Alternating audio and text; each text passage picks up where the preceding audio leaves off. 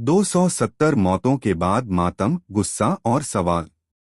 Air India हादसा, शवों की पहचान में देरी से परिजन नाराज। गुजरात के अहमदाबाद शहर में गुरुवार को हुए विमान हादसे के 3 दिन बाद भी मातम और बेचैनी का माहौल कायम है। लंदन जा रही एयर इंडिया की फ्लाइट के दुर्घटनाग्रस्त होने से अब तक कम से कम 270 लोगों की मौत की पुष्टि हो चुकी है। सैकड़ों परिवारों के लिए अहमदाबाद विमान हादसा सिर्फ एक तकनीकी विफलता नहीं, बल्कि जीवन भर का दर्द है। हर जलता चेहरा, हर सूनी आंखें, हर अधूरा सपना इस त्रासदी की भयावहता को बयान करता है। विमान में कुल 242 यात्री और चालक दल के सदस्य सवार थे, जिनमें से सिर्फ एक ब्रिटिश नागरिक ही चमत्कारिक रूप से जीवित बच पाया। इसके अलावा कम से कम 38 लोग जमीन पर मारे गए, जब विमान मेडिकल कॉलेज के कैंटीन पर गिरा। अब कुछ नहीं बचा। अपने बेटे और बहू को 2 साल बाद पहली बार देखने वाले अनिल पटेल की आंखों से आंसू रुक नहीं रहे थे। उन्होंने कहा, 2 साल बाद मेरे बच्चे मुझे सरप्राइज देने आए थे। ये हमारे लिए खुशी का वक्त था। और अब कुछ नहीं बचा। पटेल के जैसे सैकड़ों परिवारों की खुशियां अचानक उजड़ गई। अस्पतालों के बाहर भीड़ लगी है। हर किसी को अपनों के शव की शिनाख्त और अंतिम संस्कार का इंतजार है। 15 साल के चाय बेचने वाले आकाश पटनी हादसे के वक्त पेड़ की छांव में सो रहे थे। उनकी मां कल्पेश पटनी ने कहा, वो मेरी आंखों के सामने जल गया। मैं उसके बिना कैसे जीऊंगी। कायनल मिस्त्री एक युवा शेफ थी जो लंदन में काम करती थीं। वह छुट्टियों में भारत आई थीं।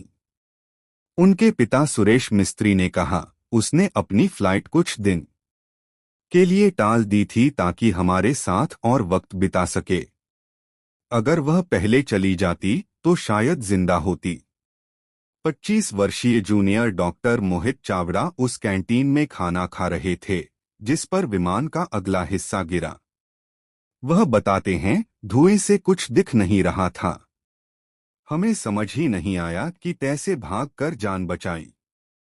शवों की पहचान में देरी से परिजन नाराज। अहमदाबाद के सिविल अस्पताल के डॉक्टरों के अनुसार अब तक 270 शव अस्पताल लाए गए हैं। ज्यादातर शव बुरी तरह जले हुए हैं, जिससे उनकी पहचान मुश्किल हो रही है। डॉ. धवल गमेती ने बताया कि डेंटल रिकॉर्ड और डीएनए प्रोफाइलिंग से पहचान की जा रही है।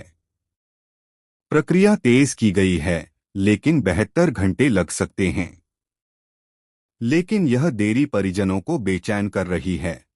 4 परिजनों को खोने वाले रफीक अब्दुल हफीज मेमन ने रोते हुए कहा, हम अपने बच्चों की लाशें ढूंढ रहे हैं, पर कोई जवाब नहीं दे रहा।